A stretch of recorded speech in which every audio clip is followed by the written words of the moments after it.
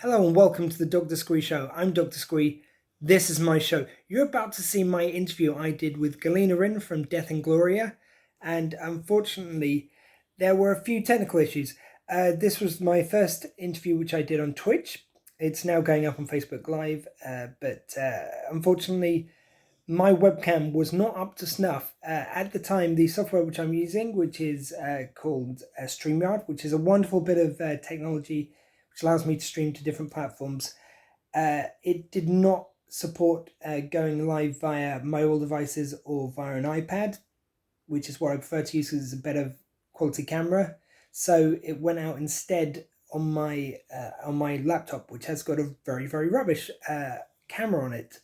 StreamYard thankfully has since answered my prayers, and it started allowing mobile and pad related streaming. So future videos will be absolutely great, and they will be filmed in the highest of quality. I just apologize for Galina that she had to put up with these issues. We streamed her videos at the time, which again didn't come out great, but what we've done is for this version, the original video has been put in. So the videos which she gave me to play in of her songs should play very smoothly now. They should be of top quality, and also the her end of the conversation is crystal clear. Mine, it's a bit glitchy a couple of times, like the video and the audio just dips in quality a bit. It shouldn't be so that it's unlistenable. I think it's still of a decent enough quality to put this out there. I know that Galina, you will hear in the interview, she does say that she's worried about putting this out in the quality it's in. She did give me permission to leave the version up on Twitch, but I want to make sure she's happy with this version, so I'm sending her this before I put it up. If she's greenlit it, then you're seeing this. So you may hear her saying that if it was her, she'd take it down. And I did have a conversation with her about it on the chat and also afterwards, and she did say that it was worth leaving up on Twitch because it helps with the amount of interactions. It helps my profile on Twitch. I'm still getting the hang of that kind of technology and using Twitch. But I want to make sure this version, because I can edit it, went up as crisply as possible. And again, I would like to thank Galina. Thank you her for bearing with me with this. I know she's very proud of putting up her videos and her audio only the best quality. So hopefully I've managed to do that for her. And if you've seen this, she's said that it's okay to put up. If not, then you're not. So as simple as that. I did think about editing out some of the bits where we talked about the kind of quality of the video, because now it doesn't make sense that you'll come out of a video which is playing crystal clear and we'll say, oh yeah, that didn't play very well, or the audio was wrong on that, or the audio didn't play, and now it is. But when I tried that, it just sounded very skippy in our interview, because like suddenly there was gaps, and it didn't make much sense. It works better to just put it up as is, warts and all, and for me to admit that there were some issues that I have worked to rectify for future interviews. Again, I'm just very sorry that Galina had to put up with this. But anyway, hope you really enjoy this. Galina is absolutely wonderful guest. You're gonna love her songs. Please do check her out on Twitch and everywhere online, and support artists like her. Just very quickly, before we go into the interview, I also just wanted to spend a minute and give a shout out and my thoughts and prayers, or well wishes, whatever you will, to the family of Scott Holden. He was a friend of mine from the States, big Kevin Smith fan. He did the podcast That Man and Fat Man, which later became That Man Beyond, and he passed away unfortunately over the weekend. He was very kind enough to have me on his show a couple of times. He even let me interview him for one of his anniversary shows, and his wife at the time. And just a very sad loss. He was, he pushed his whimsy, if you will, enough that he was able to interview his hero Kevin Smith, which the podcast was dedicated to. And he included me on a documentary which he did about podcasting. Unfortunately, the longer form version of that documentary hasn't come out yet. Hopefully it will in his honor. My friend Ben Gumry released the kind of UK edit of it with the interviews he'd done on Scott's behalf, but it'd be wonderful one day to see that full thing come to life. I know Scott put a lot of hard work into it, but just my love to him, wherever he may be, whatever you believe about that, and to his family, and just bearing a thought for Scott. But now we hand over to my interview with the wonderful Galina Rin from Death Ingloria, originally broadcast on Twitch. From Twitch, I'm Dr. Squee. This is my show. Brand new way of streaming this, so still working out the tech a bit. It's kind of the same broadcast technology I use on Facebook Live, but I'm using it in a different place, and we're adding videos to the mix just to confuse me even further. So we're going to see how that works out. Hopefully some of you will tune in. If not, we're going to add it to the videos so you can catch up with it later. But who is my guest this fine day, you might ask? Well, today we're welcoming an artist who has created a video or a series of videos which goes along with her new album, which is free to download as we speak. She's toured the likes of Sci-Fi Weekender. She's going to tell us all about that. Please welcome Galina Rin, Death Ingloria. Hello. How you doing? And I'm very well. How are you this fine day? I'm good. I'm still trying to work out how to host you. That button did not come up on your Twitch channel, so I can host you. There's no choice for that. There should be a little sorry, like just while everyone joins us, let's do a bit of inside baseball. It worked for me before, and I'm also going to just check this going out live that you good people are seeing this. I would imagine so.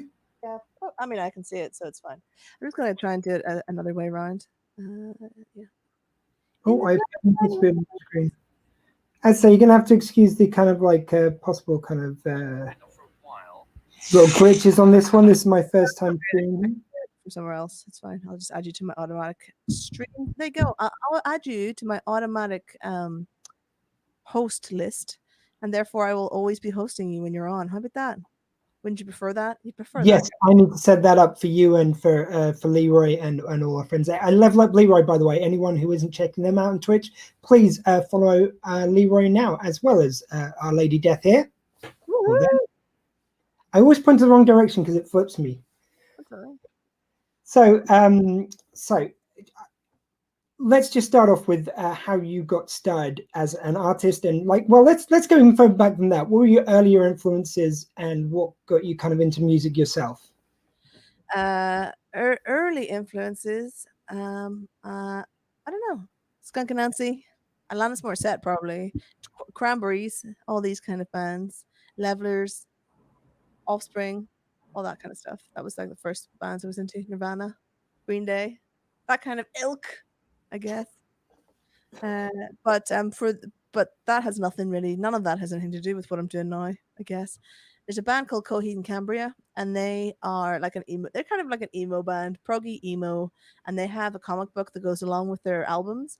And every album, like their story is multiple albums and multiple comic books, and it's really confusing, but it's really really cool. So I thought I'll just steal that idea and copy that. And so I have comic books that go along with my music, but each album is its own sci-fi story from start to finish, so it doesn't get too confusing. And I mean, you said there was no kind of correlation between what you were listening to then and what you're doing now, but like those bands, we've got a lot of big voices there, a lot of showmanship amongst the kind of ranks there. I don't know, I could see those going into it. Yeah, I mean, obviously there's some influences in there, but it's hard to quantify where influence comes from, right? It is. And when you were like growing up, did you kind of like start making your music young, or was there kind of like always that passion to make the music? Oh, I started playing guitar when I was like 8 or 9, but then I gave it up to play netball because the guitar classes were the same time as a netball, and everybody I knew played netball, and nobody I knew played guitar, so I played netball like a fool, like a fool. And how are your netball championships doing these days? Oh, they don't. Yeah, nothing at all. I didn't do netball after high school, so that was completely waste of time. So then I took guitar back up at the end of high school, actually, and I was going to join the Navy as an aircraft engineer or like a helicopter engineer. I wanted to fix helicopters. Okay.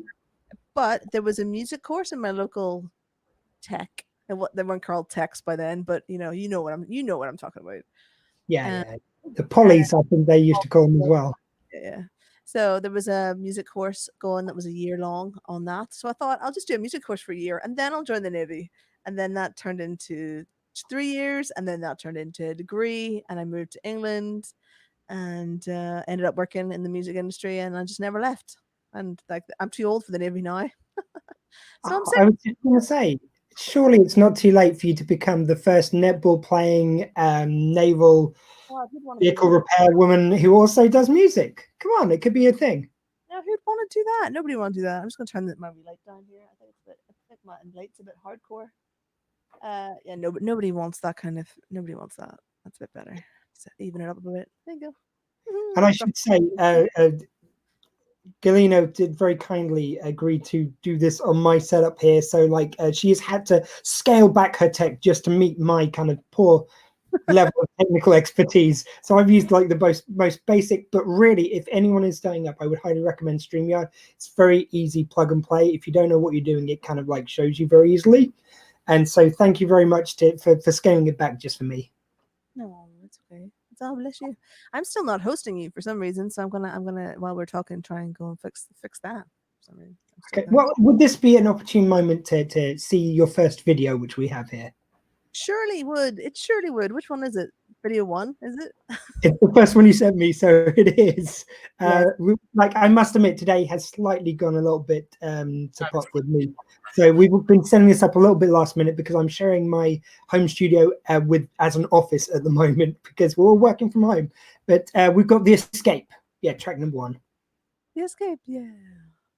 So do you want to cue it up a little bit? Tell us a little bit about it. Yeah, this is the first song off the first album. I used to work as civil servant in the Isle Court service, and I wrote this song originally about warring about parents going through a custody battle for their child, and it's from the idea of the child feeling like they're on a ship that is being battered around by the forces of these two parents. And then from that idea, it ended up being about refugees because around the same time I was writing it was that that wee boy washed up on the shores. You know who I'm talking about. Can't remember his Yeah, yeah. he that was around the same time as well. So the song just became a refugee song. But because I write sci-fi stories, our refugees are leaving planet Earth for the last time. Earth is dead to them. They know that they're the last colony to leave. There are no other humans alive. They know that. And this is their song about leaving Earth and not exactly knowing where they're going.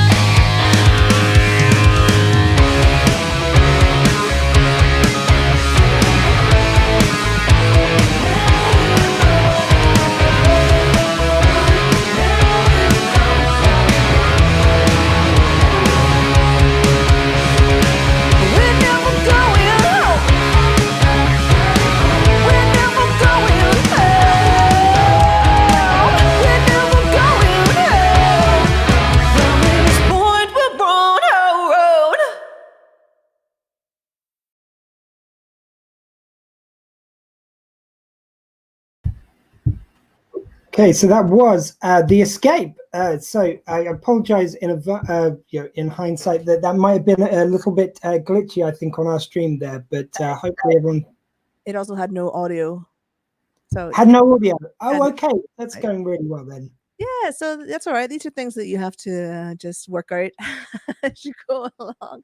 So Okay, so apologize to everyone for that like silence. When you listen to this on audio form, that at least the audio will be back in. I apologize for that, and I'm not sure why the audio wasn't working there. I might have to leave myself unmuted next time I play it. I will attempt for the second video, guys. That's all I can say. that's all So right. I You can watch everything over on deathandgloria.com. Just go to deathandgloria.com. The comics there, the videos are there, all the music's there. It's all to play for. Deathandgloria.com. Also, Abby and Ryan have made their way over, even though we're not hosting on our channel. The Death and Gloria fam has come over to yours. So remember to hit follow on this channel, guys. Follow this channel. In fact, and just in case if anyone got the we've got little smiley emoticons, and no one's mentioned not hearing the audio. So I'm wondering if anyone got it. they may well have disappeared. I don't know. Well, I have your channel up, your Twitch channel up, and I turned on the audio there, and nothing happened. So Okay, we'll assume that didn't work then. Sorry about that, guys. But thank you very much for coming over and joining us. And welcome to the Dr. Squee Show here. So tell us a bit about so when you started like inventing Death and Glory, where did the name come from? Where did the idea come from for the I don't like to say character, but yeah, would you describe it as thus? Death and Glory is not a character; it's a band. It's a rock band, but with Okay. two individuals in it. One of them is human, and one of them is an AI.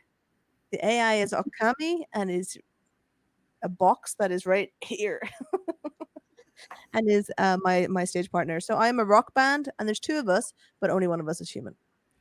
Okay, the AI, does it have a name? Okami. Hello, Okami. Yeah. Welcome to the Dr. Squee Show. I feel like we miscredited this. It should be like Galina and Okami. Well, that's what Death and Gloria is. So that Good is. point. Very true. Very true. Death and Gloria is a rock band with only one human in it. So I start like a full rock band when I play live in a music venue or whatever. I tend to sound slightly better than some of the other bands I play live with, only because my drum kit sounds a lot better than theirs because it's computerized. And I project the animated comic book on Okami's eye, which is a round projection screen, which I have designed and made myself out of lycra and sticks, basically. And these poles behind me are my mic stands, which I also made with Huh? bits of crap that you find on Amazon. So where did you start with Okamai? And I take it you are her mother. Uh, I, yeah, Okay. creator is probably the thing. His Okay. creator. I like to think of him as a him. Obviously, he's non-gendered, but he doesn't have a preference. And them just sounds weird when talking about a computer. So I don't want to get that confusing. We just call him a him. That's fine. Okay. Well, so where did you start with creating him? So I spent the last 20 years trying to start bands with humans. I've been through 12 drummers and 5 bass players to just come out the end and decide it's just not worth my time working with other humans anymore. So I'm just going to do it myself. I'm going to do it myself, and I can't possibly do every single thing on my own. So I do all the production and I do all the recording. I do use a mix and mastering engineer, and I have an illustrator, and I did have an animator, but that's gone because we don't have any money now. So I'm going to be animating the next comic on my own.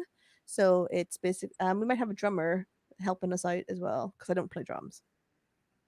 And then Okami just is the guitar sounds, the basic workhorse that makes all the streaming and gigging possible. So I use the same rig for streaming and studio recording as I do for playing live. So I basically just live with Okami, and we go on adventures around the world. I say around the world. We've been to Ireland, so that's technically international. Yeah. As long as you went to the south, then you're good. You're international. Yeah, so You're we in played Europe. the World Sci-Fi Convention last summer. We played 2 shows over there, and that was great. It was great. Like they just, sci-fi conventions. The World Sci-Fi Convention is a little law in itself. It's like a little country all to itself. It's got its own Yeah. little rules. It's got everything. Have you been? Have you been? Oh, I've not been to that one, but I thought you meant, sorry, generally in sci-fi conventions. Oh yeah, I'm not. Well, I do a lot of cons, like comic cons and all that kind of stuff. But the World Sci-Fi Convention, I felt was just a lot different. It had a lot of badges and lot because there's just so many people at it. I don't know how many exactly, but there must be like 5,000 to 10,000 somewhere in that kind of area that come for the week, and Yeah. they turn up from all mostly Americans. I find I'm sure there must be other people in there, but I only ever came across Americans. I do want to get in the world of the cons, but like just to go back to something you were saying about alchemy, and you were like sick and tired of working with human bandmates. It doesn't occur to everyone. I know. I'll make one. So what like tell us maybe a bit about your foundation, because obviously you're very technically minded. Where did all that come from? Was it that same love of kind of wanting to do the naval bit and the tech there? Or Oh, no, I don't consider myself to be technical at all. At all. I'm okay. out of all my friends, I'm the least technical person. I have no idea what anything means. It's just you have to when you decide you're going to do something on your own, you just have to start at square one and then add in the bits. So I kind of had a because I did a degree in music and in music management, and I did performance art at college. I have a basis understanding of how to plug stuff in and what things are for, but really I'm not a pro at using them or anything like that. Um, so when you start with a base knowledge of what a computer is and what digital workspace is and stuff like that, then you can just Google a YouTube video the rest of it. Basically, that's it. It's all electrical tape and YouTube videos. That's all. Okay, when you do go live and when you do have these wonderful performances, you do have like wonderful staging. Like obviously part of that comes from the performing arts background, like which I also have myself. But like, did you straight away have the again, however you describe, like you have a certain look for when you're performing live, particularly Yeah. when you're performing as like Death and Gloria. You're half of Death and Gloria. Yes. So did you have that straight away? Did that develop over the years? Oh, no. So Death and Gloria is only like 3 years old because I had versions of this band before. So it was just kind of like me writing songs and trying to start bands, and trying to just go with whatever influences the other people would have on it.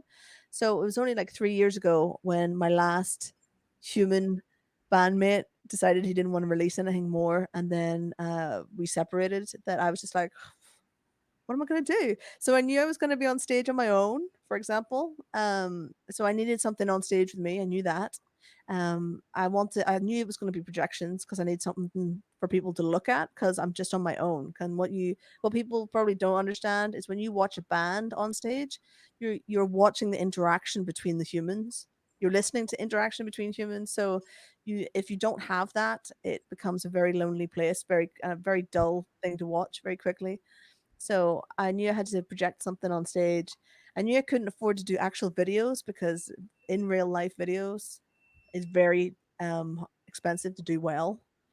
So I thought I'll animate something. We'll do some animations. What will you animate? Oh god, what about a comic book? Okay, so we're gonna need a comic book then. Okay, so we're gonna have animated story. It's may as well do a comic to get that done. And then if you use comic books as your base, then your videos are as good as your illustrator is. So because that's really what the chunk of comic like cartoon animation is if you've got really good starting files and a high quality illustration, then it looks better. Even with Yeah. I mean, my last animator was great and very skilled. I am going to bodge the crap out of the second album for sure because I have to learn it from scratch. I am learning it all from day one, and I don't know how long that's going to take me to do an entire set video 11 videos I have to do. So I don't know what I'm doing. I mean, I think it's very painful when you're first doing all that stuff, but I think it's kind of a case of there is an enjoyment out of like when you've actually managed to do something on that technology, on new technology, or something in a new format, or something you haven't done before. Basically, you look back at it and you go, "Oh God, that seems so basic," but I still like when I first started doing this podcast as opposed to my own before, and going to just doing videos. To begin with, I had a TV behind me, which my guest was on the TV, and then I recorded it so my laptop was streamed them into there, and then I had my iPad set up. So basic, but there's kind of like there was just a wonderful enjoyment about something new. Do you feel like that, or is it just a headache? Oh no, I love it. I love it. I spent all morning just setting up my new stream. I did a show last night for somebody else. Basically, I went and did sound for someone else's live stream, and so I had to just dismantle my studio for that. So today I redid my studio from start to finish. All my cable management is on point today. I have now gone to a three-computer setup, three computers. So I've got my streaming, my audio, and my lighting, which is all on three separate computers. And I feel a lot happier about myself now, and I just love it.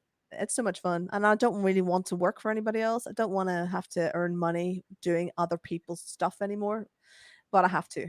But luckily, this whole situation we find ourselves in is the playground for live streamers because now everybody wants some sort of live streaming thing, and I'm pretty new to live streaming. I'm new to live streaming, but it's worked out pretty well.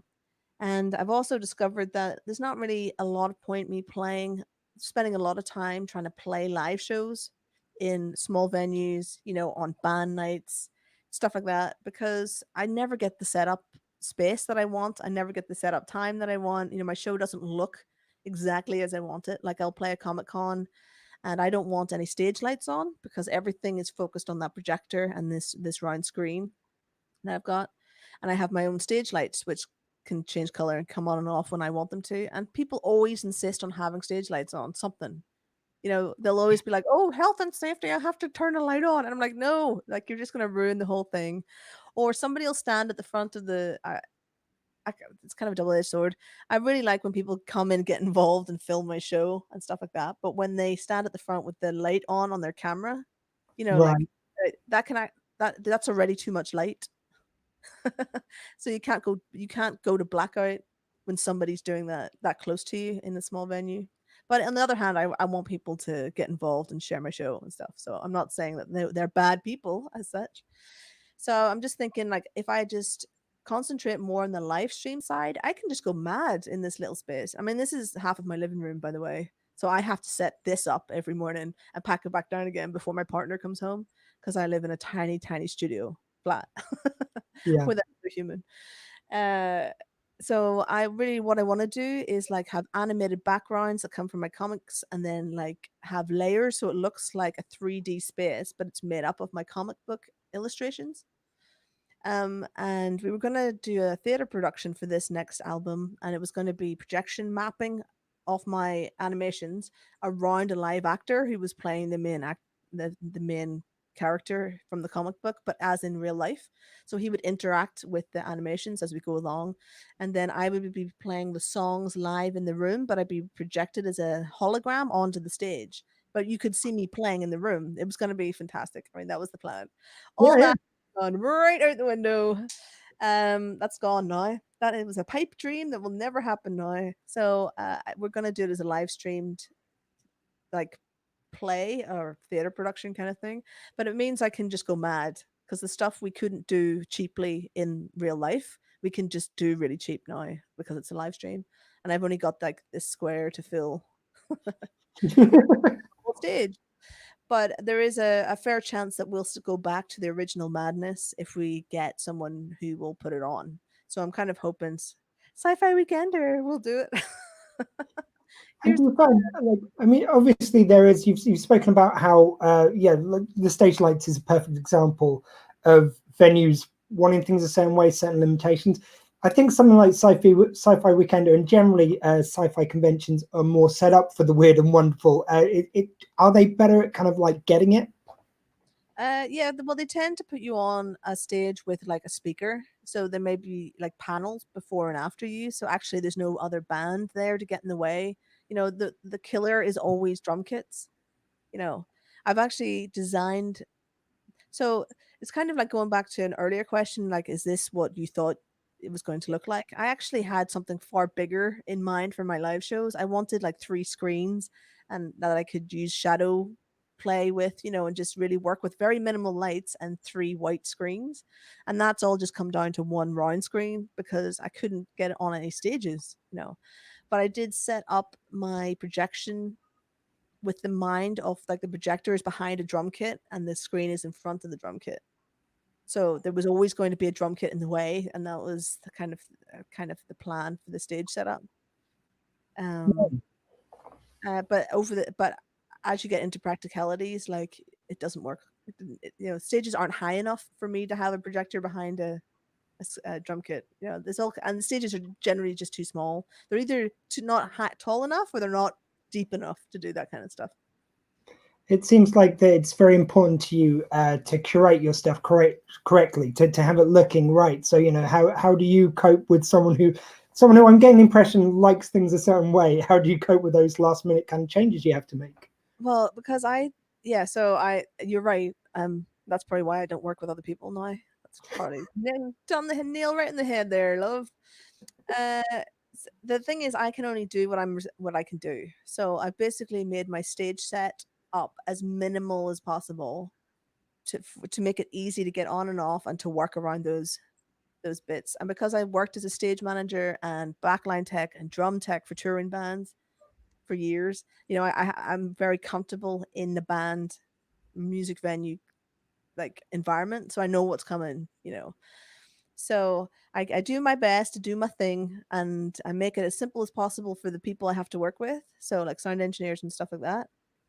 But there is a level of quality that I can't go under, so therefore I can't do some shows. So Yeah. even there was a live stream the other day actually that I couldn't do because the venue had set themselves up to get the best quality from someone streaming from their phone, and that was all they were set up to do, was to take a stream from a phone. So right, which I can't do. I can't possibly stream from this crappy phone, which has a crap camera for a start, because I run a lot of track, so I use a audio interface. Okami has to be involved for sure, or he gets the Yeah. huff. And then I've got layered animations, so I can't do that on a phone. So, I couldn't play that live stream show because of the way they were set up, which is Yeah. weird. But actual live shows, I've made it so I can fit into any space. I mean, I don't even need a PA, really. I could run like 8 headphone outs out the back of Okami, and 8 people could sit with headphones and enjoy my show. No, it doesn't need to have a PA. Or you can just plug in 2 speakers, 2 powered speakers, and we're done. It doesn't need They do have to credit Akami at the end of it or at the beginning. Yeah. Of course. Yeah, yeah, it's all there. I have to thank Abby, who is currently just pimping my Twitch channel out on your chat. So thank you, Abby. She's my moderator over on my channel. Thank you. Welcome to the Squee Show, Abby. Thank you very much for joining us. And our friend Ryan is there as well. Hello, Ryan. And thank you everyone for joining us. Like, I know we may have a small audience today at the moment, but we're very much appreciative. As I say, it's my first kind of stream proper. Done some test that's about it so far. So this is kind of really good. I'm really enjoying this. So yeah, I mean, yeah, you keep on dropping a lot of things which I find fascinating. So I did want to get onto the comic book side of it. So you dropped this in one sentence, which I always find like just. I find it fascinating when people do a big thing, but they just say it as if it's nothing. It's like, oh yeah, so I decided I just need a comic book, so I made a comic book to go with my album. That's not a small feat, though. How do you get started with that, doing the comic book side of it? This is where I cheated. I cheated, basically.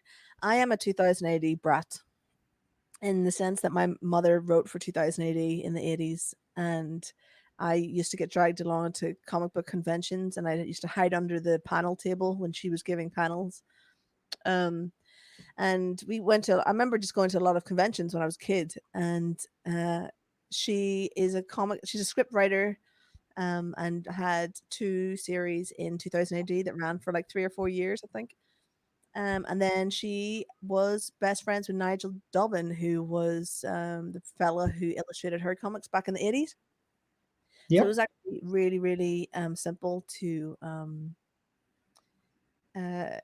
just start with a story. So I just wrote the story around the songs, and then I went to my mother and just said, "Help making this into something that makes sense in a comic book."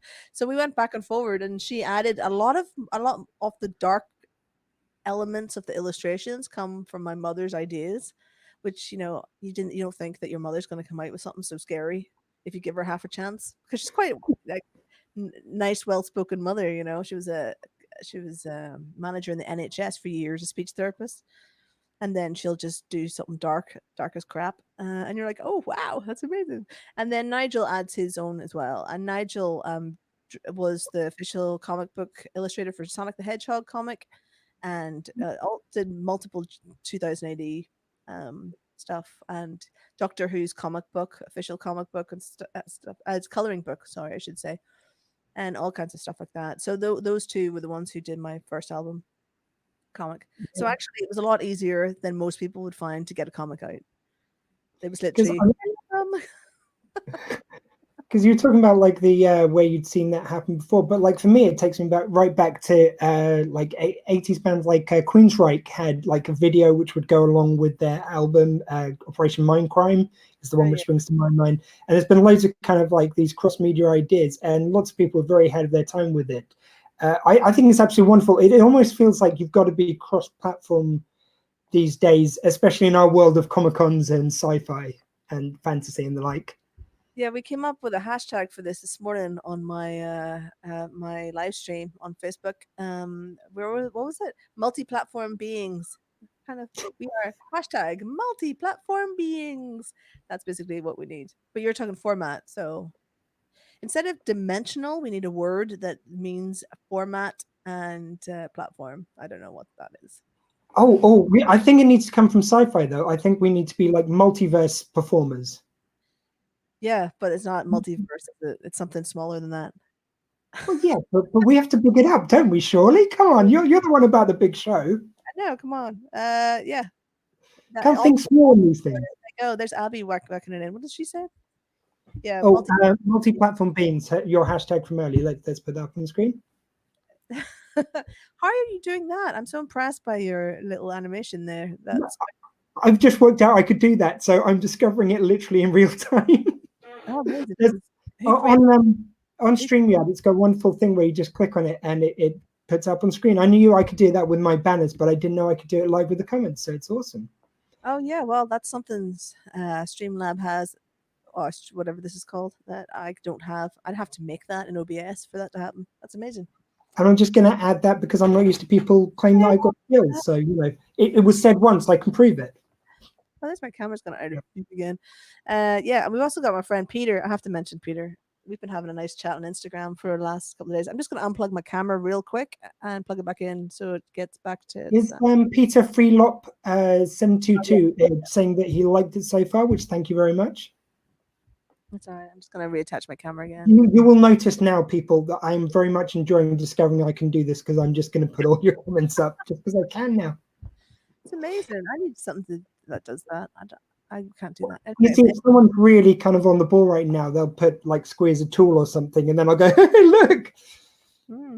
I would. That's all I'm saying, guys. I would do that to me. I think the DI family are just nicer than that. Yeah, I'm sure they are, and my followers are very nice, but they also like me occasionally wind up merchants, but they're lovely with it. Shall we go for the other video and see if I can get this to work now? I think what I'm going to have to do is I will take Galena off. I'll leave my stream on, but I will step away from the camera and see how that works. See if we can get some audio going on here. Alrighty. So if you can tell people about the video while I try and get it lined up here. This is a posthumous suggestion. It is the last song from my first album. It is about all the humans have died in our story. They're all dead. And this is basically them speaking from beyond the grave, saying there's no point in mourning them because they can't hear you. But ironically, there's no one left of humanity to hear them anyway, so it doesn't really matter. There's a song by Jimmy Eat World called "Hear You Me." So you're saying it's like a nice happy clappy song, yeah? It's not a bad song. It's got a choir. It's not bad. There's a song by Jimmy Eat World called "Hear You Me," and this is the answer to that song. I get really into doing answer songs, so this is on this album. There are 2 songs which are an answer to somebody else's song. Okay, I like that. Oh God, it reminds me. This is such a weird pull, but there was a guy who did a song called Teddy Bear, like a country and western singer, and a Yeah. couple of other artists wrote kind of reply songs. I love that kind of thing. Yeah, so there's a song called Honky Tonk Angels with that Dolly Parton sang with two other ladies, and that is a reply to a song called Honky Tonk Angels by a male singer, which he blames women for sending men getting married men astray, and the women are saying, "Well, no, it's your own fault," basically, and that's where I got the idea from a country song to do answers to other songs. You say men blaming women for things which are their fault. You say never. I know, right? I've Never. never had such the like. As I understand it, men always wonderful throughout history. No, of course. Yeah. Never. Anyway, let's go to Ingloria with I've forgotten the name already. Sorry, like this going between screens is not working in my favor. A posthumous suggestion. Let's go with that now.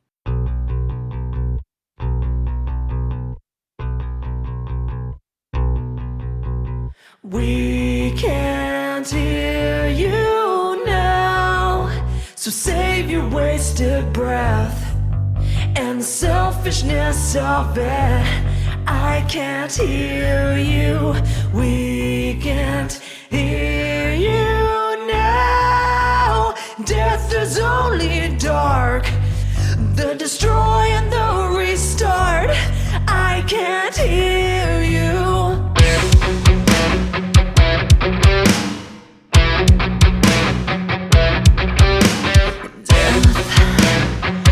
An institution, life's only real conclusion. And worrying about that now will never help anybody out. If our lives define us, then in our death combine us. When you hit that day, you want to become somebody. We can't hear you now, so save your wasted breath and the selfishness of it. I can't hear you. We can't hear you now.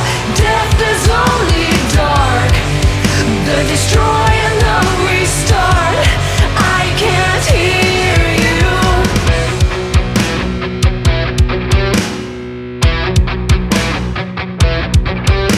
The truth, a timeless master, exists in the ever after, and the lies we tell in life never make it through to the other side. Yeah, our lives divide us, and then in our dark combine us. And when we hit that day, we all become nobodies. No angels here, no one ever came for me. Regret of the dead, we don't suffer it. No angels here, no one ever came for me.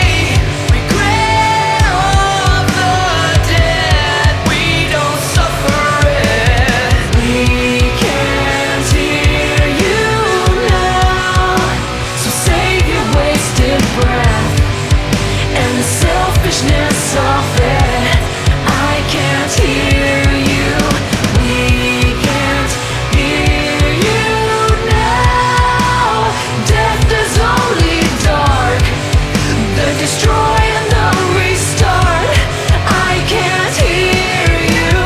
We can't hear you now, so save your wasted breath and the selfishness of it. I can't hear you.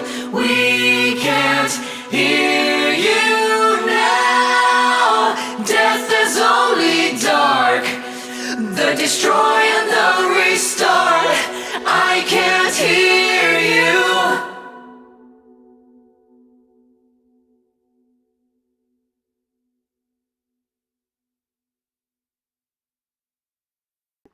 Okay, did that not play either? It played, but it was awful. It was really, really awful. It basically went through your speakers, I think.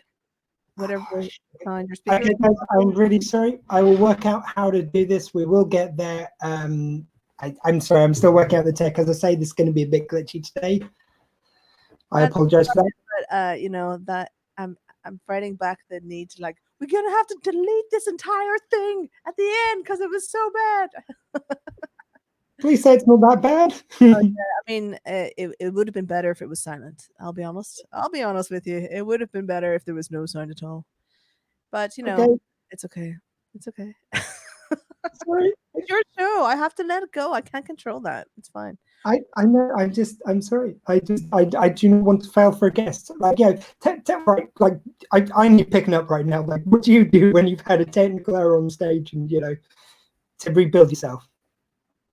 You just continue on and forget it happens, and you just go on. You just go on. You can't do on. Sure, I like that. I like that. The live stream though. I delete it. I delete the live stream. That's what I do. But don't worry. I mean, it's your stream. I can't. It's not my stream. It's your stream. It's fine. You're my guest though. If you really want me to delete it, I like this will go up in audio form and it will have all the kind of like glitchy stuff replaced with fresh audio. But your audience is mostly in podcast, right? I mean, it's like it's difficult. It's really weird for me because like since I've been doing the video ones, it's been going more over to video actually at the moment. But this is a new platform, obviously. This is why I'm trying to build up stuff on here for people to kind of like see. But obviously, I want it to be of good quality, and I want my guests to be happy. It's the most thing. Yeah, I wouldn't keep this one. It would be a bad show on both of us, I think. Okay. I hope just the video, not like us chatting. Oh no, us chatting's great. I mean, if you're keeping the audio for a podcast in, then that's great. That's great. Awesome. I'm just checking you're generally happy. Just checking I'm doing my job right. You know, it's a good thing to check. I mean, took the video off here and then replace the video sections with actual video. Then you could restream that. You could re-upload that to Facebook or whatever. That would work. I will have to work out how to do that. I will give that's my next kind of mission to try and learn how to do. Okay, well, that's really easy. You can just go on to Twitch and download the video off Twitch and then just edit out the bits you don't want. So the stuff that we're talking about now, you could obviously just edit out all of this and that'll be fine. Okay, Abby has put in a word about this. Life goes on, the live goes on. If anyone wants to listen to the songs again, yes, please come over to twitch.tv death_Ingloria and visit the DI website too, which is of course ingloria.com. Just trying to get the banner up for that. There you go. But we persevere on, as you say. So with I've completely been thrown by that, but we will go back on. So with the performances that you've been doing on Twitch at the moment, you've been doing these kind of like daily streams. Tell us a bit about that and when you started doing those. So I started live streaming last year. We've just had our 1 year anniversary of live streaming. I think it was May, 29th of May, possibly, can't remember. Every day feels the same now. So I started doing Wednesday nights on a Facebook group a year ago, just trying to learn how to live stream stuff. But I want to be a career live streamer on Twitch and other platforms. That's what my aim is. And then when the lockdown happened, it just fell into place. I was just kind of in the right place at the right time to do the stuff that I'm currently doing. I don't have an audience on Twitch. I didn't have an audience on Twitch at the time. So unlike other Twitchers or whatever, Twitchies, whatever they're called, who would have stayed only on Twitch because that's where the money was. I just started streaming across every channel because I just could and I had the tech to do it. So now I do 11 o'clock in the morning every day every weekday, Monday to Friday on Facebook. And I do that on my main page now, not on the group. And then Twitch is a bit odd because I keep on changing when I'm going to be on Twitch. I had been doing 8 o'clock in the morning, Monday to Wednesday, but that was for friends in Australia, and they've now come back to the UK, so they don't need that early morning thing. So I'm thinking maybe from next week I will put Twitch in the afternoon and use the mornings to be productive on emails and social media and stuff because actually twitching at 8 o'clock in the morning, my voice isn't warmed up, stuff's not doesn't work very well. It's just a bit early to be on there. So I'm thinking I might just move it to the afternoon and then Yeah. just be And more in general, where this kind of like obviously lockdown and everything with COVID has hit the whole industry, the whole creative industry really hard. What do you think is going to be the lasting effect? And do you think how do you think it moves forward with live performances?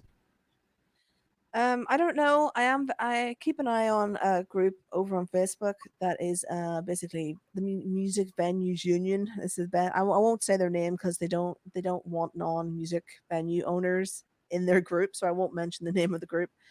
But I run a venue in Crystal Palace myself, as well as all this other nonsense. And basically, with a 2 meter distance, a 300 capacity venue gets 18 people in the door. So something has to change. I think the music venues will obviously be the last thing to open.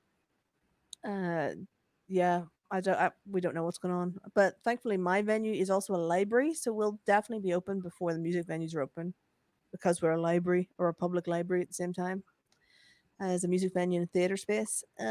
So yeah, and I think we're also going to put in a live streaming makers space in that library as well because we've just wanted arts council funding to get some live streaming gear and to also pay local artists to come onto our live stream channel. So, as well as the band and all this here nonsense, I also started the community live stream channel for the Upper Norwood Library Hub on the day of the lockdown. So, our first live stream was the day of the lockdown. And we've been streaming every day ever since. Yoga, kids' stories, anything that we could get our hands on. We've got a daily show. We've had Talkioki, live band, all sorts of stuff. Talkie. Talkioki, and I'm sure Abby will absolutely put the link in for Talkioki because it's her fella's job. Is a roundtable talk discussion program. She'll be able to say it better than I will. Where somebody hosts it and the content can go anywhere. So it's basically a Zoom conversation with a host that they live stream out. And the company's called People Speak, and their program is Talkioki. And they just let the conversation go wherever the conversators, oh, that's not a word, conversators want to take it. That's it. But they also I like conversators. We all shape the language. When we get it into common usage, all we've got to do is get a few thousand people using it. It's in the dictionary. We're good. Conversators. Hashtag conversators. Hashtag they have a real life version, so that's a fella sits in the middle of a pink donut table with some microphones, and you get to sit down at the thing. And I actually met them. There you go. There's Abby has put it in there. Pop up chat show. There you go. But Rick is shouting at her from across their room. That's talkaoke.com. Yeah. So go now. Yeah, so I actually met them at the London Science Fiction Film Festival. We were doing an offshoot of that up at Ravensbourne campus at the O2, where they made me into a hologram and projected me onto 2 stages at once. That was fun. And the real shame of that was that I filmed all of it on an iPod Touch, and then I lost that phone, and it didn't save to the cloud or anything, so I have no footage of that event at all. No. Which is like one time somebody makes me the hologram and I'm going flip and lose it. Oh well, there you go. That's this life. That's life. Yeah, we're trying to be zen about our kind of our technical mishaps right now. Yeah. So I lost. There you go. Nobody's perfect anyway. I did I do a program for the library. We have this idea of the library of people where people skill share and they can come on and they can teach about anything that they can teach about. So they've been asking me for live stream classes, and so I have done 3 of them. And the first one I did delete straight after because my camera fell off the iPad and my tripod mid live stream about how to live stream. It was so bad. It was so bad. But you just delete them and move on. Just move on. It's fine. Fine. Yeah, and I just to apologize, I have got myself on my own iPad in the corner right now, which for reasons best known to StreamYard, it doesn't like streaming to my iPad. I can see I'm very glitchy on there, so I do apologize for the visuals. Hopefully the audio's come through okay, and thank you everyone for joining us again.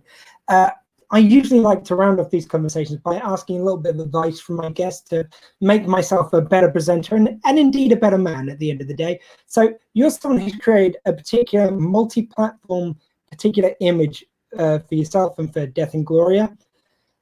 Tell us a bit, like, give us a bit of advice about how you kind of curate an image. You mean a brand? I mean, what? Sorry, a brand. That's a much better way of putting it. Yeah. Okay. Because okay, hard to curate a brand. Yeah. Okay. Start with the color scheme. That's like if you just start off with the real basics, and you can just Google color schemes. Audio your side. Oh, okay. So Abby just confirming your audio is fine. Thank you, Abby.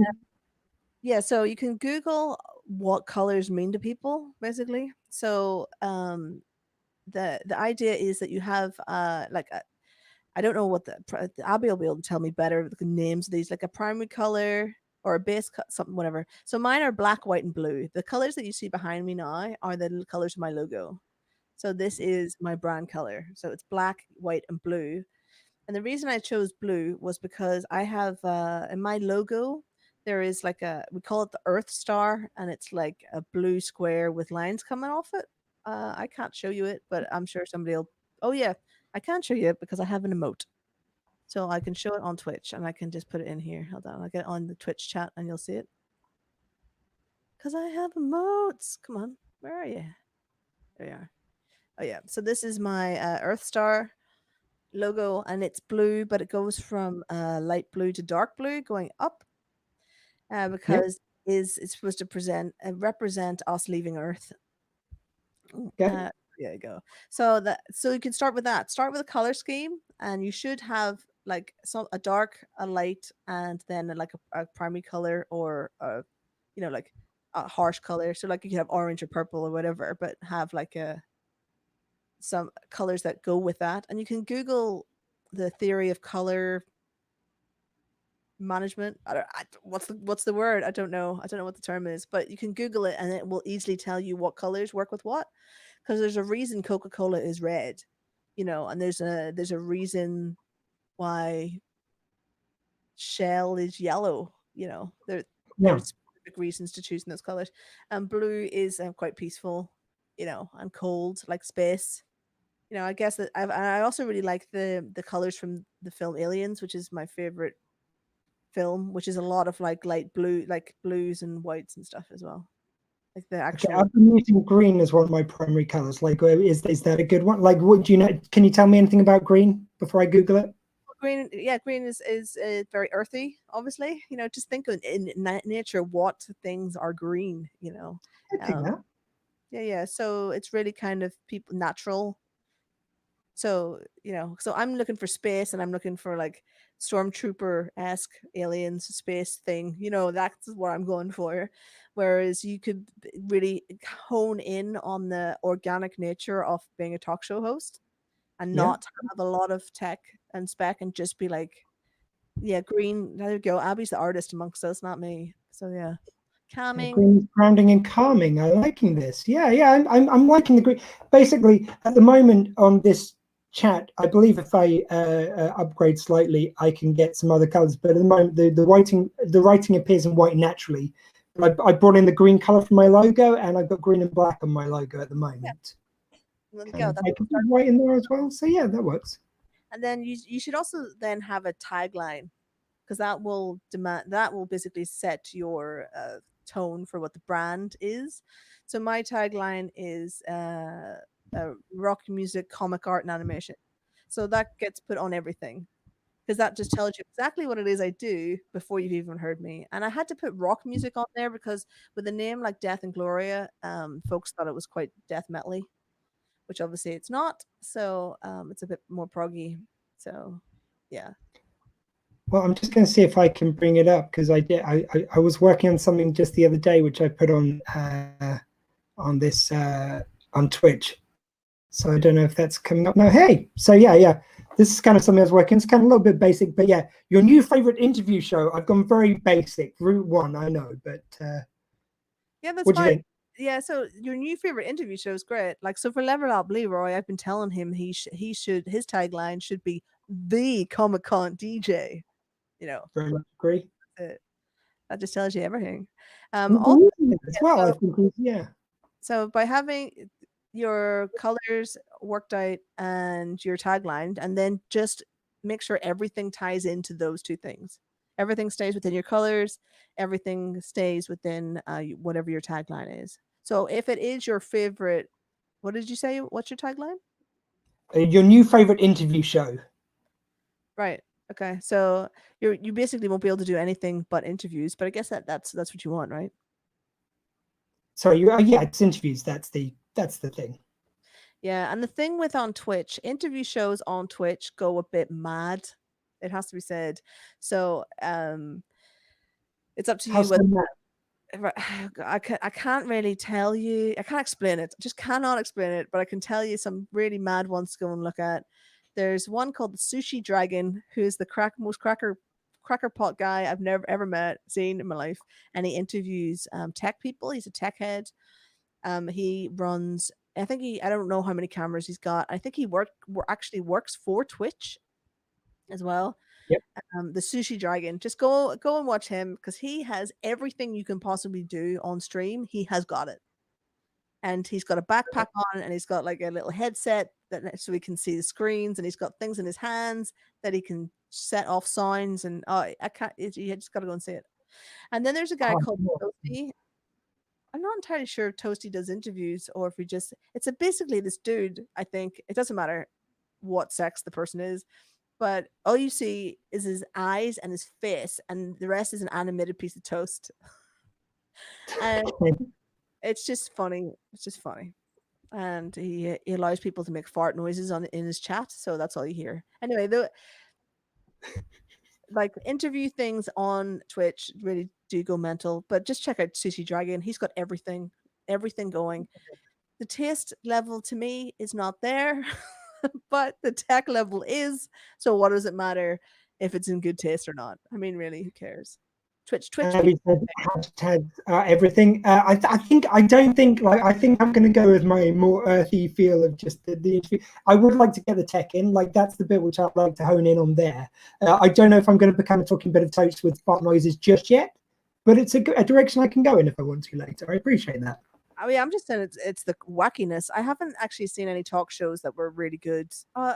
Maybe the twitch.tv's actual channel, their gaming channel, they had one yesterday that seemed like an actual TV show, with girls around animated area, like like TV, like news presenter, like BBC TV. That is somebody sitting amongst a bunch of animation, right? They may have a desk that looks close to what that looks like, but there's nothing behind them, and the stuff that they're looking at isn't there.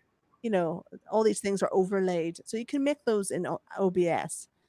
Like it's just the really great thing OBS can do. So you can make it look like a professional TV studio, or you can build your own, which is more based on your brand, and yours is more towards sci-fi. I'm guessing. I mean, I'm just pulling straw.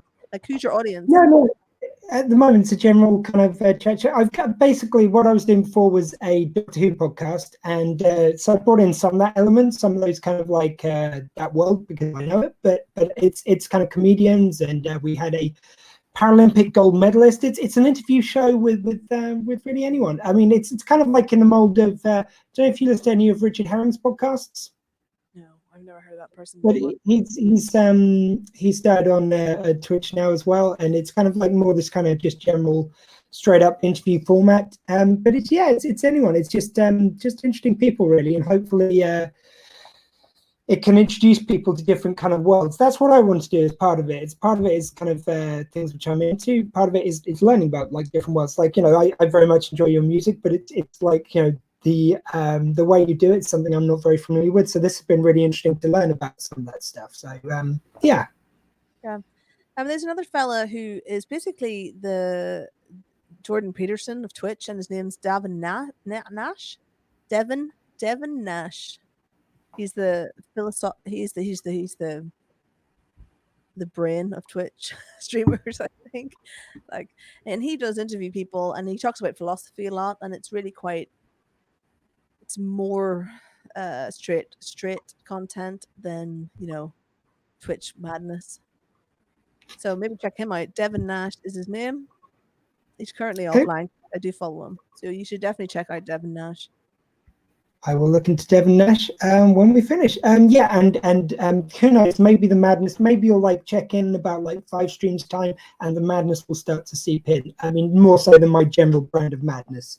Oh, yeah, well, it's good fun. I mean, once you start going down the rabbit hole, you're like, oh yeah, what can I do? So like, I ended up putting overlays, like getting animated overlays and putting them on my streams, and then I took them off again because actually the simple thing that I'd made in the very first simple overlay I made myself just looked better than trying to do a big animation fancy pants one, because it just looked too much for what I was doing. That makes sense. I overkilled it, and then I had to go back to basics. So I've quite often just deleted everything out of my OBS and said, I'm not having any of this. Stuff it. I'll rebuild it from the start. And then you just clean it up and rebuild it back in again. And you can design your overlays and stuff in Canva. And I don't know if maybe you know how to use Photoshop or whatever. But if not Canva, I do all my image design stuff in Canva at the moment. I'm currently using GIMP. Okay, I don't know. I don't even know that one. But if you can make backgroundless pictures, then you're sorted. Yep. Okay, well, we are about to round this up. Thank you very much for being my guest today. Hey, no worries. Okay. No. Oh, sorry. So you're saying? I was just gonna say, like, for your content, like, podcasts are probably the way forward because people like to listen to long form podcasts. I'm not saying don't use Twitch. I'm just saying like podcasts could be better. I guess people will use Twitch as podcasts as well. I've seen that where people just turn off, they're at work or whatever, so they just have the audio playing and their phone will be in their pocket or whatever because they're at work and they're podcasting it. Yeah. I mean, it's something I'm working on. Basically, the idea is like it goes up in video, then it goes to podcast anyway. So I've not lost anything by going on video, and hopefully I'm kind of getting better with the tech. If I think there's different audiences. From what I've gleaned, there seems to be an audience of people who like their videos now, and they don't want just an audio podcast. Whereas there's other people like myself. I usually listen on audio when I'm on the move, when I'm walking my dog, whatever else. I just want to be kind of like available to that other audience. If more people listen one place than the other, that's all good. Or watch one place more than the other, that's fine by me. Oh, that's cool. Then yeah, just go for it. Every channel. I mean, I can't say anything because I stream to Instagram, YouTube, and Facebook at once, and it's just not formatted correctly for Instagram at all. I don't even know why I'm doing it on Instagram. To be honest, it's I don't get anybody on there, or very few.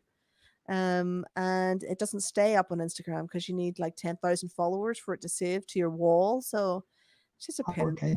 Yeah, so you have to, like, if you live stream to Instagram and you want to save it, then either you have to be on for hours and then it streams to, and then it'll save to IGTV, or you have to like watch it on your phone while screen recording on your phone to get that file back off, and then you can re-upload that to Instagram as a file. It makes no sense. Yeah, it does sound like a bit of a pioneered way of doing it. Abby just put that she never got on with GIMP. It's just what kind of worked for me. It's one which was kind of like free to download, and it takes a little while to get the hang of it, I think, but then it seemed to work for me. But yeah, if anyone does want to listen to all of the interviews which I've done so far, you can go to drsquee.com. Also go over to our Facebook page where I've got some of the interviews I've done there on video. They will eventually go to the